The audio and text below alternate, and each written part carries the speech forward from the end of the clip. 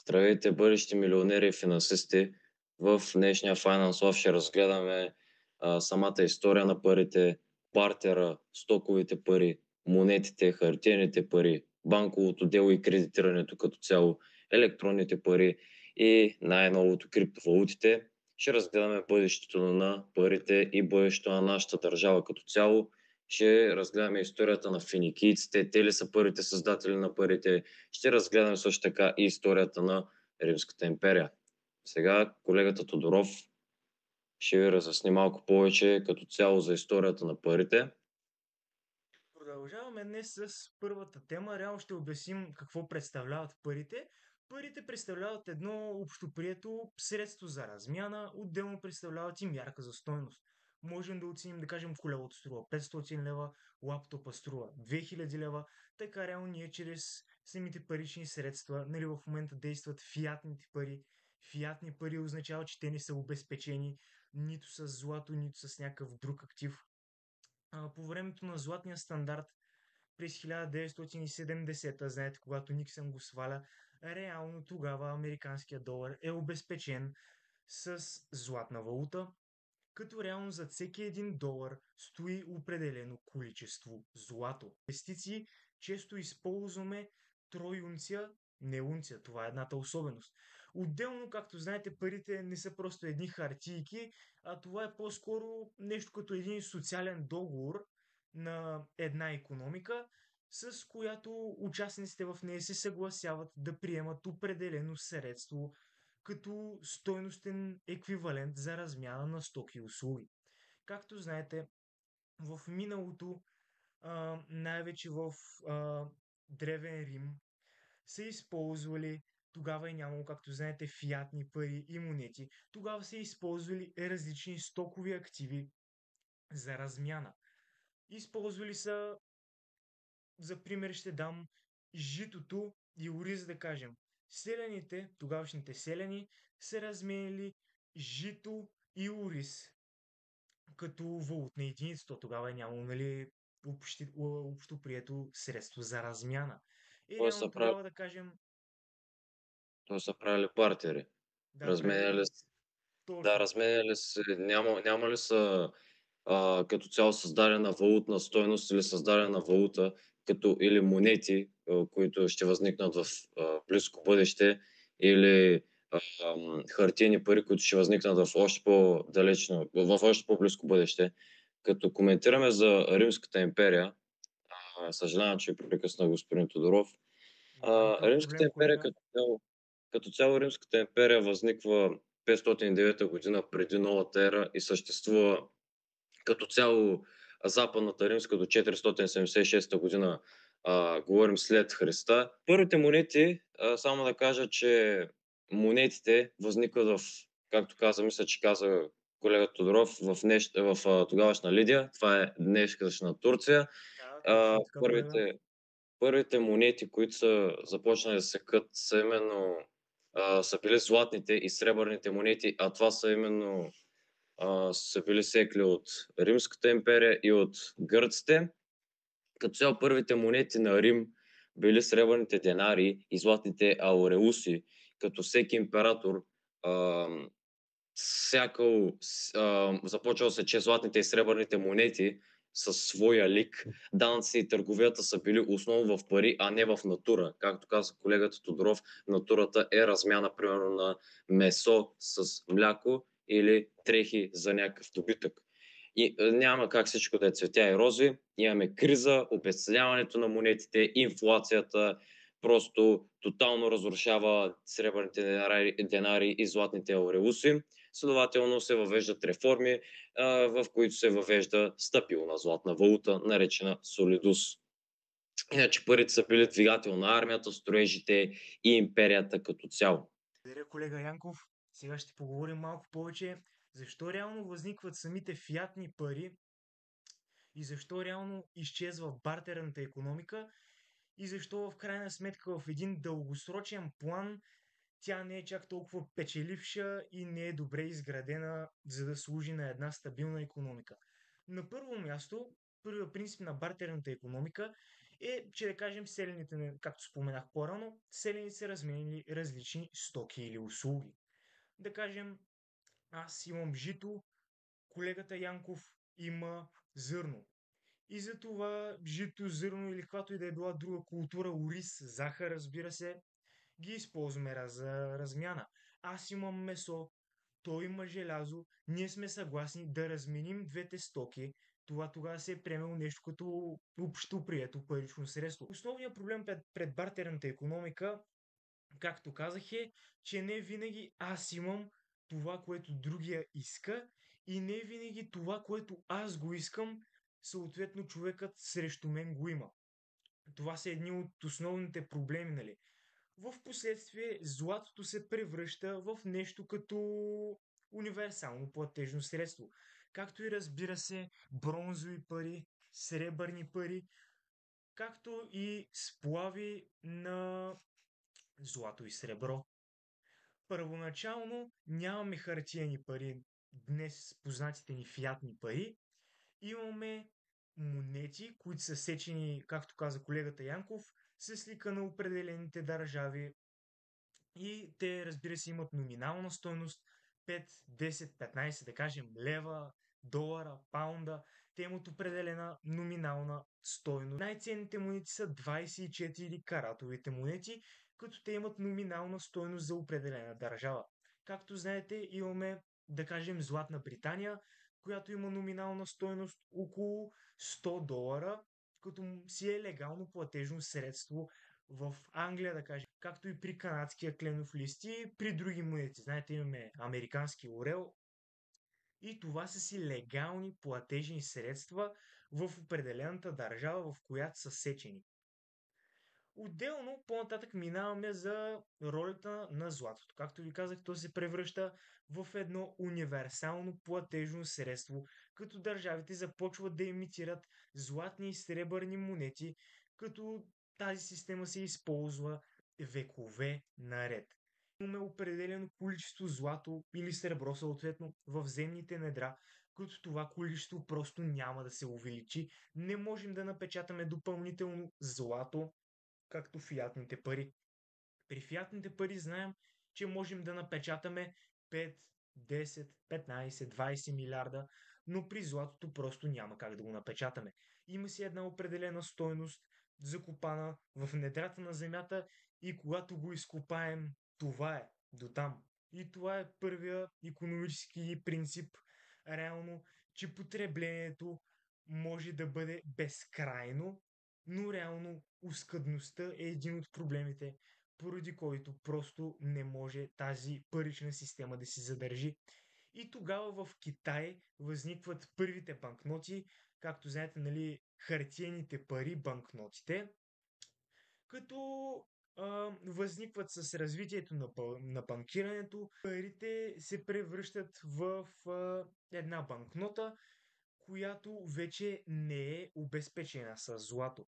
Имаме обезпечение с злато, като пример може да дадем златния стандарт на Никсън, който приключва 1970, точно поради оскъдността за злато. Златото е оскъдно, тогава на щатите им просто нужно им е да напечатат милиарди. Тези милиарди съответно не могат да бъдат напечатани, просто защото тогава, както казах, златото е обвързано с долара и за всеки един долар стои определено количество злато. Просто ние тогава реално трябват ни повече пари, но това злато тогава не е налично. Не е налично и до момента. Затова се съхранява повече като определен златен резерв, който използват банките. Фиатните пари, казах ви, че представляват пари, които са без реално покритие. Те представляват пари по заповед на една държава. И защо по заповед на една държава? Както знаете, ако отидем с български левове, да кажем в Испания, просто тези левове няма да ни бъдат приети. Защото това е легално платежно средство за нашата държава, за България, нали, специално ние българският лев. Съответно, всяка една държава си има уникално платежно средство. Нали, както знаем, за Турция си е турска лира, за щатите си е американски долар Имаме лири, рубли, йени и така нататък, нали, на всяка една държава. Като стойността реално на тези фиатни пари се крепи на доверие в правителствата и на централните банки. Имах разговор с един финансист и моят въпрос към него беше къде възникват първите пари, кои са основателите на парите, монетите като цяло, хартиените пари и неговия отговор бяха финикийците. И аз бях много любопитен по темата, защото всеки е чул финикийските знаци, но само да ви кажа, че парите общо взето нямат нищо общо с финикийците. Финикийците са един морски народ от източното Средиземноморие, които са опитавали териториите на днешен Ливан. Общо взето са известни като най-великите търговци и мореплаватели в древността. Най-характерно е, че създават азбуката, от която по-късно се заражда и гръцката такава. Финикийците, те не създават монети, но използват разменна стойност. Какво значи това? Метали, особено сребро и злато. Среброто, както каза колегата Тодоров, чрез била обмена стоката чрез тегло, особено сребро и злато, които били приемани почти навсякъде. Въвеждат търговския кредит. Ако вие имате кредит или имате много да връщате на банка или сте длъжни на човек, лихвари и проче, може само единствено да сърдите на финикийците. Те създават търговския кредит. Общо взето първоначално идеята била, ако някой има липса на средства, да ги набави на момента с някаква лихва. Първоначално се е играело на доверие. Има много хора, които били прецаквани по това време. Всички знаят, че в наше време няма как да прецакаш банката. Благодаря, колега Янков. Сега ще поговорим малко повече за имотния пазар и защо реално се пука този балон през 2008 година. Както знаете, е една от най-известните сравнително наскорошни имотни кризи. Повечето от вас инвеститори и трейдери знаят, че когато цената се покачи много бързо за кратък период от време, много често след това тя претърпява корекция. Даже някой път претърпява и срив, удря дъно и така в крайна сметка се пука и така познатният ни имотен балон през 2008 година, като основно този балон е изразен в САЩ, както и в Европа, разбира се, като след като се спуква, реално осъзнаваме, че всичката тази стойност, която сме смятали, че самия имот има, реално тази стойност я няма. Всичко е зависимост на търсенето и на предлагането. Когато нещо се търси много и не се предлага чак толкова много, знаете, че цената скача ужасно много. Независимо дали са го построили самия имот за 50, за 100 хиляди, той може да достигне рекордни стойности до 1-2 милиона, както и повечето хора ги продават тези имоти на такава стойност в момента. Купили са на ниски цени, продават на високи цени и точно от това реално реализират една доста добра доходност. Разбира се, може и не винаги да продаваме самия имот, може да го даваме под найем, разбира се, и оттам също да си правим един пасивен доход. Основната характеристика на един балон бих казал, че в крайна сметка той ще се спука. Все по едно време балонът ще се спука. Знаете за Datkon балонът от 2000-та година, когато всичките технологични компании се сринаха с главоломни 60-70, даже при някои сектори имахме и 80% спад в цените, като това си беше просто ясно обяснено, тъй като имаше ужасно голямо търсене. Всеки тогава инвестираше в високо растящи компании, едни добри компании, но може би без чак толкова стабилни фундаменти и в следствие това инвестиране се превърна в един чист балон. Като разбира се, крахът на този балон настъпи по едно време, 2000-та година. След това видяхме и имотния срив през 2008 година. Но по мое експертно мнение, както и по експертно мнение на колегата Янков, ние смятаме, че цените на имотите поне следващите 1 до 2 години за нас този бичи тренд при имотите ще продължи. За мен скоро няма да има спад в цената на имотите, най-вече поради страховете за влизането на България в еврозоната. Ще поговорим малко по-късно и по тази тема. Просто, както знаете, винаги когато има страх, фондовата борса пада, но има и активи, които реално харесват този страх. Харесват спада на различни активи и обичат страха. Можем да кажем, че това са благородните метали, като тук можем да включим злато, сребро, платина, палади, като най-общо ще си поговорим сега за среброто и за златото, както знаете, златото е монетарен актив в момента, нерядко се използва за индустриален актив. Защо е монетарен актив? Казваме, че златото е монетарен актив, защото централните банки напоследък доста така се запасяват с злато. Те купуват злато. И това е едната от причините за бичи тренда при златото. Както знаете, златото не може да бъде изкуствено създадено като диамант или като нещо друго. То е много рядко, характеризира се с ускъдността, за която ви говорих. И знаете, че си е един исторически актив, който носи, разбира се, никой актив, както знаете, не носи гарантирана доходоносност, но се представя доста добре и спрямо акциите. Това е индексът S&P 500, който реално знаете, че може да си закупи като борсово търгуван фонд ETF.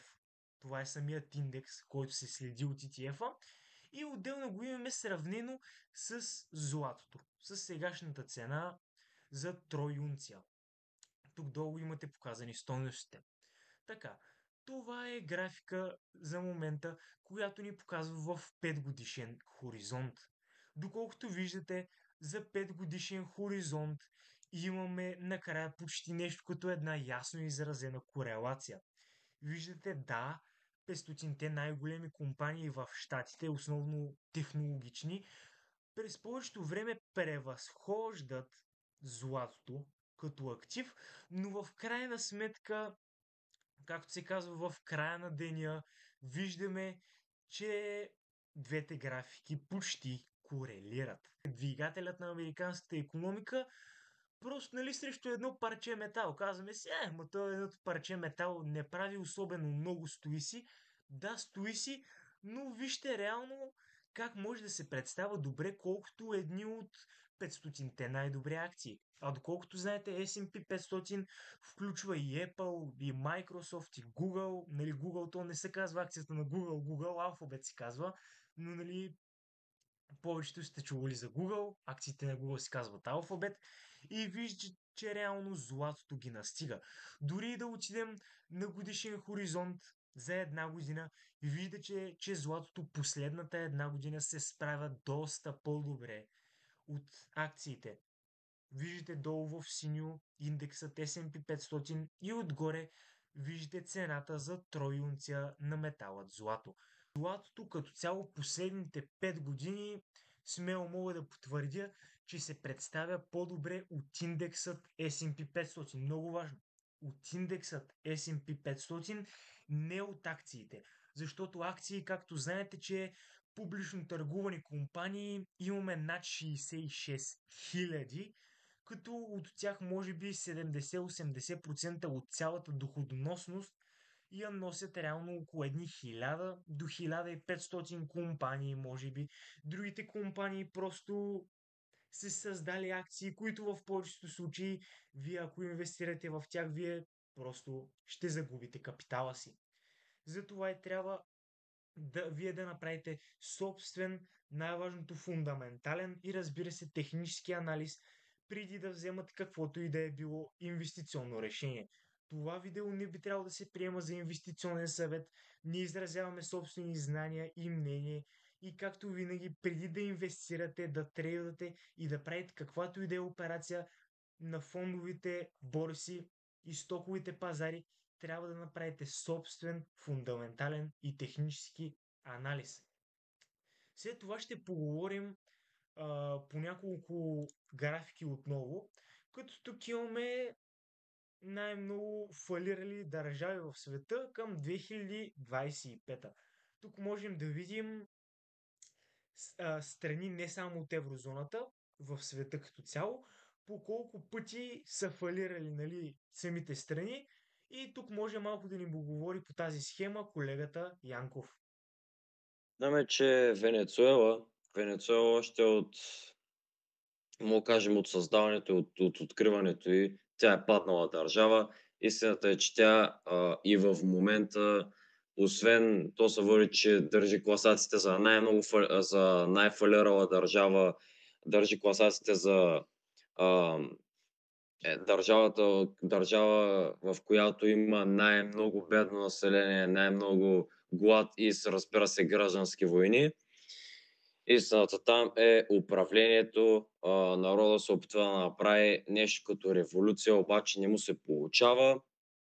Затова Венецуела ще се остане и ще оглавява тази класация. Като цяло виждаме на второ място Еквадор. Като цяло Еквадор си е държава отново от Южна Америка, заедно с Венецуела. Като цяло южноамериканските държави са, можем да кажем, държат класациите, по всичко личи топ 5, топ 6 най-фалирали държави, въпреки че Коста Рика е в Централна Америка, но това, нали, после ще го коментираме. Еквадор, мисля, че като цяло отново фалитите са не само от държавен дълг и пране и крадене на пари, по-скоро от самото управление и буквално никаквото действие на гражданите. Бразилия, огромна държава, най-голямата държава в Южна Америка, фалирала 9 пъти, което просто е безумно. Отново факта е държавният дълг. Отново имаме пряко свързан. Самата държава е пряко. Самия фалит, именно 9 пъти, самите фалити на държавата са пряко свързани с управлението. Коста Рика, много малка държава в Централна Америка. Просто то се е ясно защо толкова пъти е фалирала. Аржентина е фалирала 8 пъти, като в момента валутата им имат сравнително ниски стойности. Изобщо не им е стабилна. Един ден нагоре, друг надолу, обаче в последните 1-2 години върви само надолу. Мексико държава в Северна Америка. Мексико от края време са пряко свързани с картелите. Само да кажа, че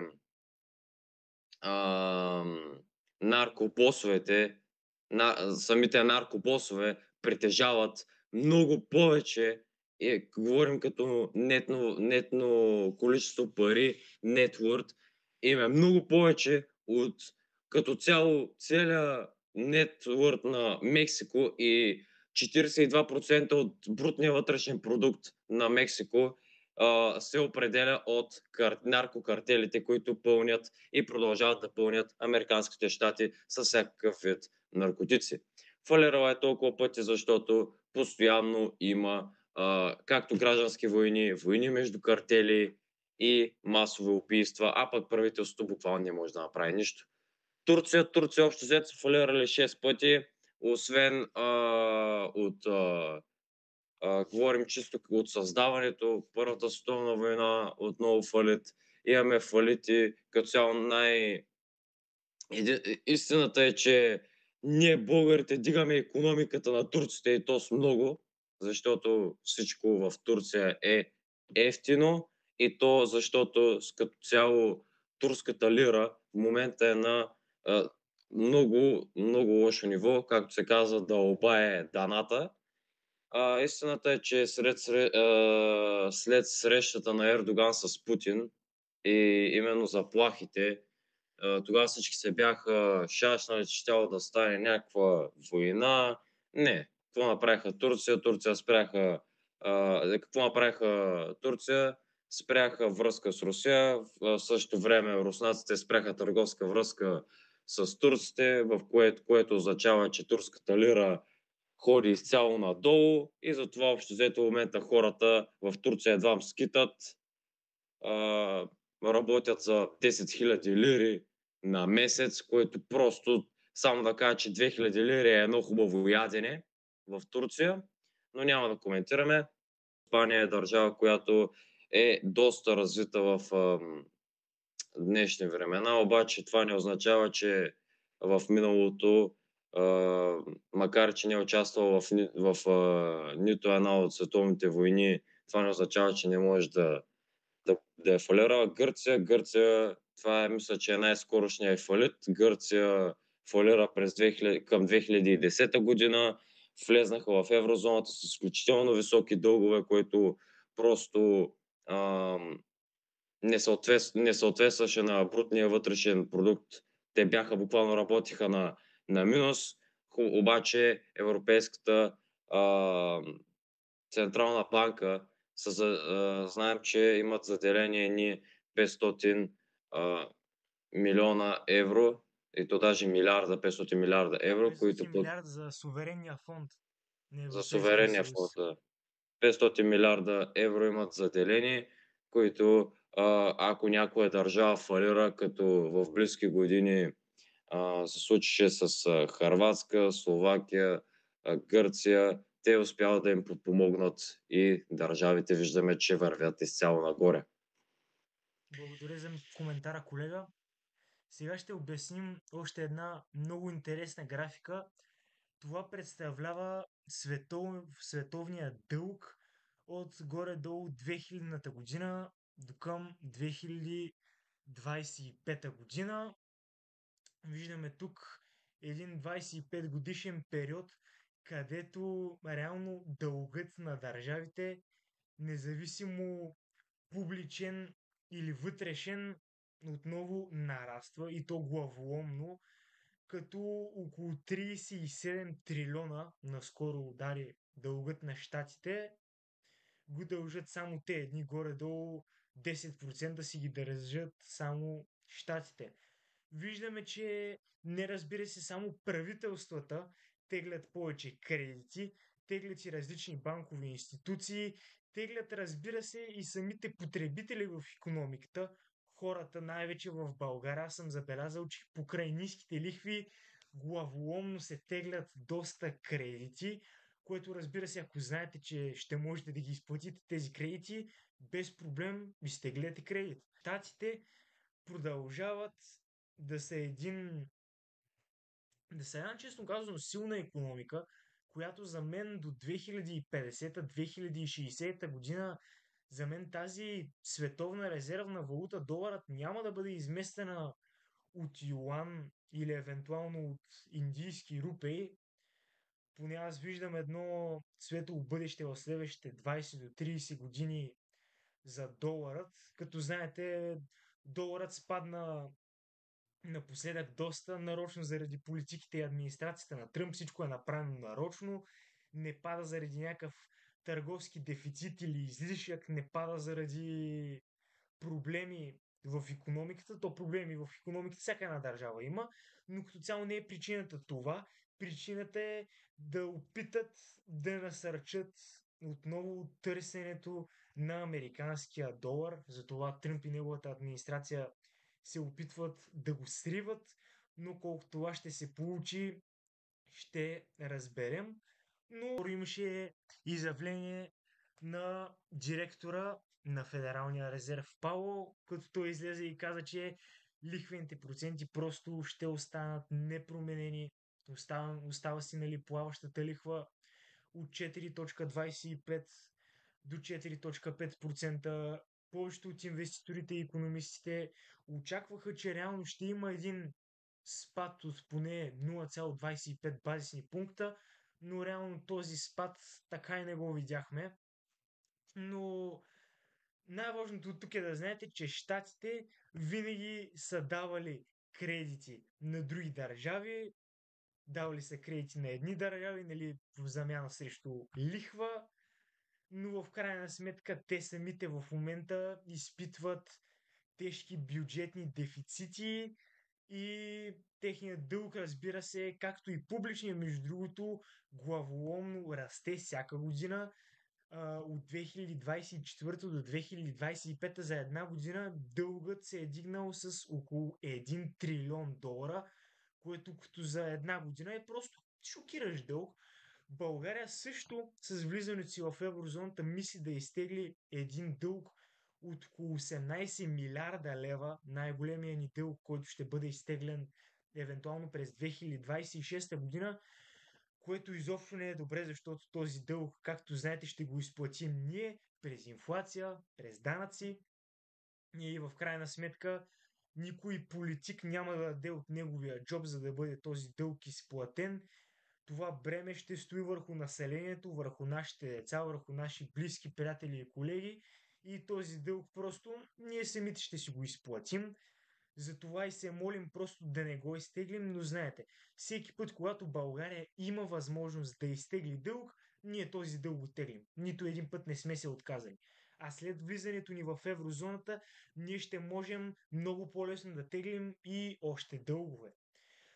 Друго нещо важно, което може да споменем за еврозоната, е един от минусите на еврозоната. За мен, разбира се, плюсовете са много повече от минусите, но един от основните минуси на еврозоната е минималните банкови резерви. В момента знаем, че те се падат около 12% от всички депозити и пари като цяло трябва да стоят в резерв в банката, но при влизането ни в еврозоната това ще се промени, като ще стане на 1%.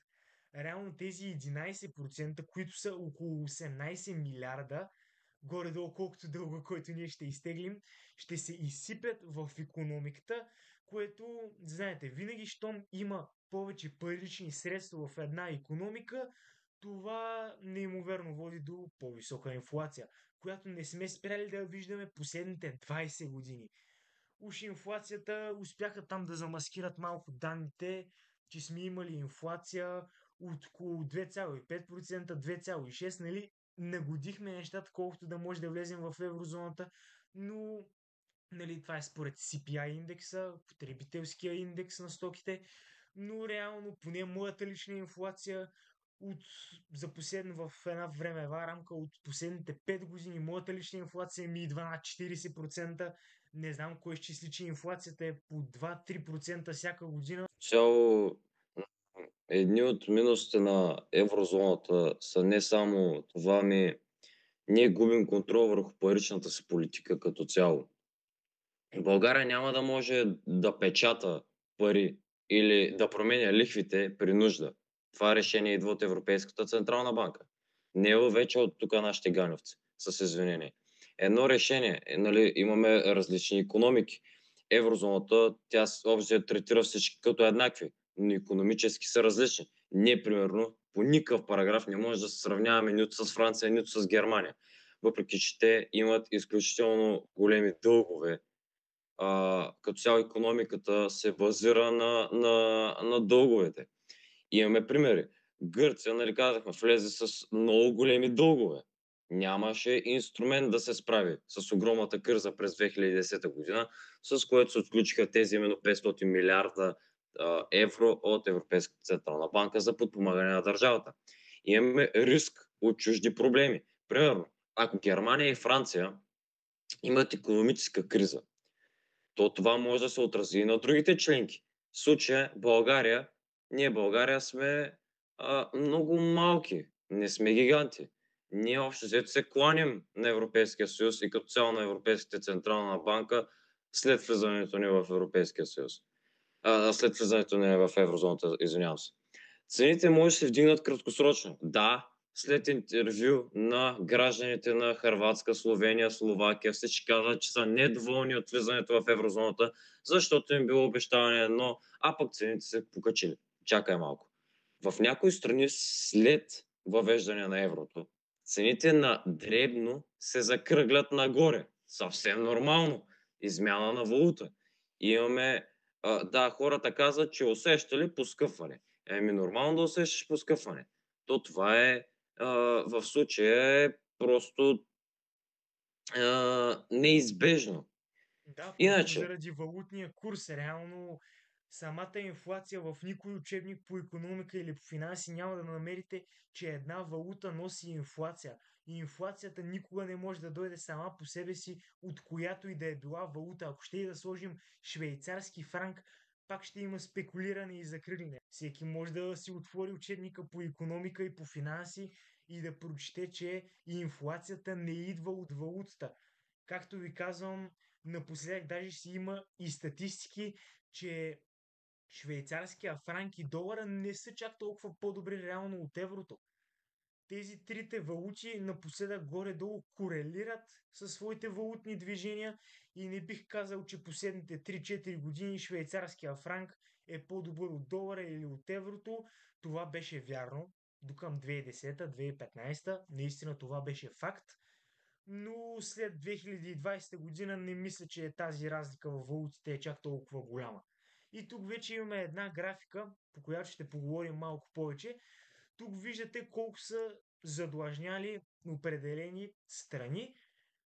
Тези графики ни представляват дълг спрямо брутен вътрешен продукт, че когато видим стойности над 90% дълг към брутен вътрешен продукт, вече лампичката почва да свети, че има един проблем, че твърде много се тегли дълг, че този дълг не може да се изплати, продължава да се рефинансира, но така и не се изплаща.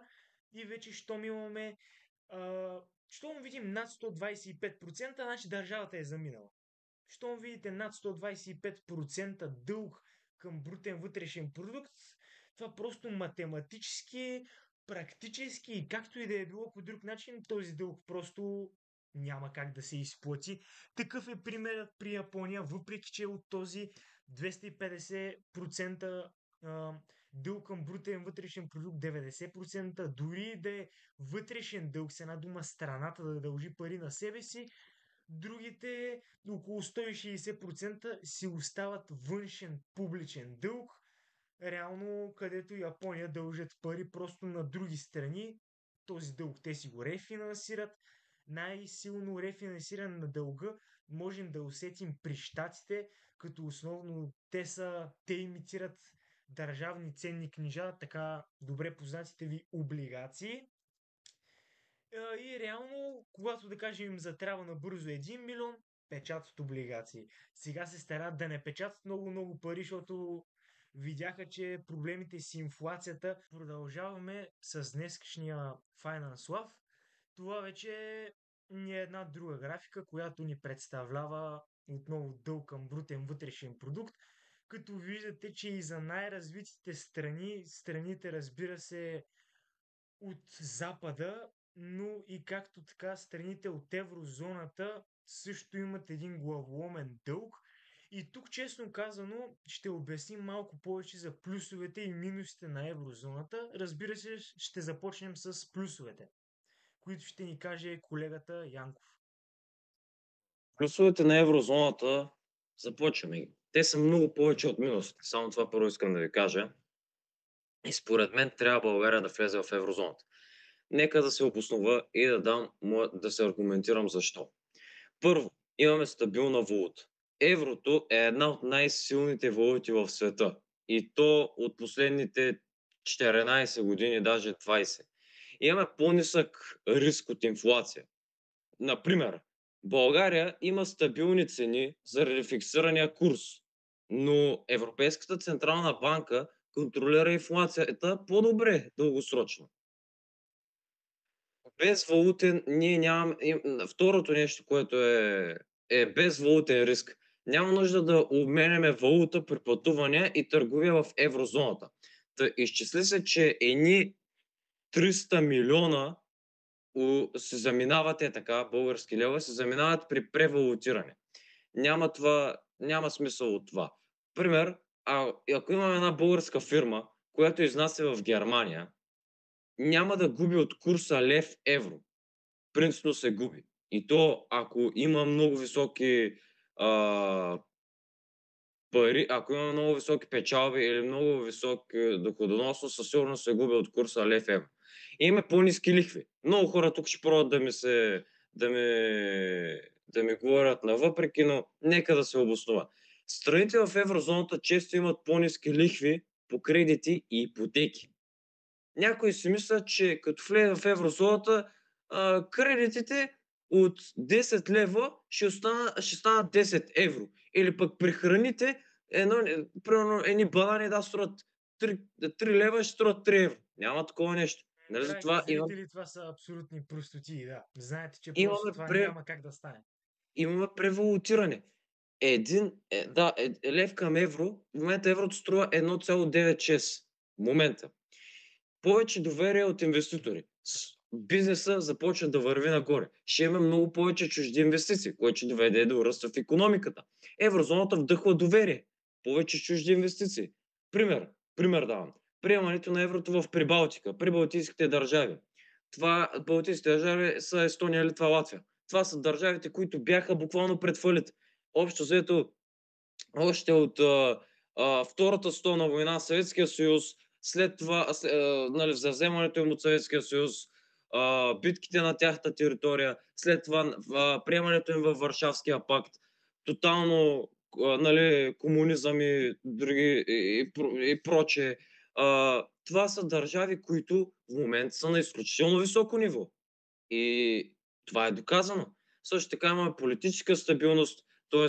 ще се намалят кражбите от европейски проекти. Всички знаем нашите политици какво правят, няма да изпадаме в подробности. Всичко ще се контролира от Европейската централна банка. Сега нека да чуем минусите. Сега нека разкажем малко повече за минусите, защо реално се създава този страх у хората и абсолютно никой не им обяснява за точно изчерпателно плюсове и минуси, но сега аз малко ще ви обясня повече за самите минуси. Първият потенциален минус, който определено ще срещнем при влизането на еврозоната, е загубът на суверенитета на БНБ. Сега, тук въпреки, че можем малко да поспорим по самата тема, насякъде е казано, че БНБ има суверенитет. Да, БНБ може би е суверенна банкова институция, но до някъде. В момента ние не можем сами да напечатаме, да кажем 5 милиарда лева, 10 милиарда лева. С една дума, тъй като заради валутен борт и заради Европейския съюз, ние реално ЕЦБ ни регулира в момента. Да, не сме напълно зависими от тях, както ще бъдем при приемане, при влизането в еврозоната, но реално в момента те така или иначе вече ни регулират. Не веднъж съм казвал, че парите вече така или иначе са предвидени за нас. Когато си отворите една снимка на 50 евро, да кажем, ще видите, че първо е изписано на латински, после е изписано на гръцки и после е изписано и на български. Нали, с тази тема ще си загубим суверенитета. Да, до някъде го губим, защото нямаме собствена валута, ще бъдем зависими от друга европейска валута, но тази валута е помогнала на много хора. Замислете се как реално еврото просто реално измъкна от дупката Германия. Еврото много помогна на Германия. Разбира се, има и страни, които твърде много се възползваха от еврото, натеглиха едни безсмислени дългове, говоря за Италия, за Испания, за Гърция. Те просто изтеглиха едни безумни дългове, които, както ви казах, не могат да бъдат изплатени и да искат. Просто тези дългове, които на нас ще ни предлагат, просто ние не трябва да ги теглим. Дали ще ги изтеглим, разбира се, не зависи от малцинството, от населението, а зависи изцяло от политиците. Ако политиците решат да ги изтеглим тези 18 милиарда, имаме честито тези 18 милиарда ще бъдат изтеглени, искаме или не. И това е един от проблемите, че ние ще задлъжнем с продължение на времето. И това е вярно, ще задлъжнем, но това не зависи директно от еврозоната, а от политика. Отделно, тук имаме един от другите възможни проблеми. Тези проблеми никой от тях не е казано, че ще се случат. Това е нали, повече до спекула. Предполага се, нали, ако влезем, какви проблеми могат да станат, но както ви казвам, тези проблеми могат да бъдат избегнати, пък и някои от проблемите, като тези, че ще си изгубим суверенитета, но то ние суверенитет в момента нямаме, освен че си имаме собствена валута. Това не е единствения суверенитет. Суверенитета за мен е изгубен още при влизането ни в валутен борт. И другия проблем евентуален е, че нали ще трябва в продължение на 20 години да даваме по 885 милиона евро за независимия спасител, което реално не е нещо лошо. Доколкото виждате, щом нали, Гърция фалират, ако този фонд нали, не беше проработил, гърците до момента изобщо нямаше да са на положението, което са в сега. Реалният проблем единствено, който ще стане е за изсипването на тези 11% от задължителните минимални банкови резерви в економиката, което ще предизвика краткосрочна инфлация. Да, така е. Тук това е наистина един от минусите, но краткосрочната инфлация ни е най-малкият проблем. Ние другия път ще разгледаме повече за директното инвестиране в акции, в криптовалути, в злато. Сега обяснихме повече, нали, фундаментално, че златото ни е един хедж срещу инфлация. Това е металът, който харесва страха на фондовата борса. Когато, да кажем, заради страх от война, мита или какъвто е друг бил икономически проблем, акциите падат, тогава златото, разбира се, расте. Пък и златото може да расте само по себе си, просто защото ви казах, че в много голяма част е монетарен актив, винаги ще се движи нагоре, защото покупките на злато исторически винаги са високи, независимо дали от инвеститори или от народни банки. А, Отделно знаете, че ние тук не сме много поддръжници на инвестирането в сребро, платина и палади, просто защото имаме 20% ДДС там.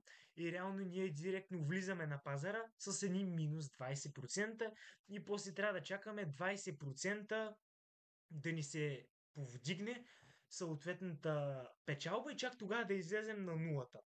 Просто за да имаме ръст 2%, реално при среброто, ние трябва да спечелим 22%, за да преодолеем държавната добавена стойност към определения индустриален метал. И с това мисля да завършим днескашната лекция. Наистина покрихме доста обширно голяма част от темите. Поговорихме си за история на парите, поговорихме си защо идват фиатните пари, защо Как, нали, откъде? не търгуваме с захар и с ориз в момента и защо това е практически невъзможно в момента, защо реално се отменя златния стандарт, казахме от Никсън от 1970 година и в едно последващо видео ще обясним по-подробно вече как ние можем да инвестираме, как се инвестира в злато, крипто, акции и така нататък.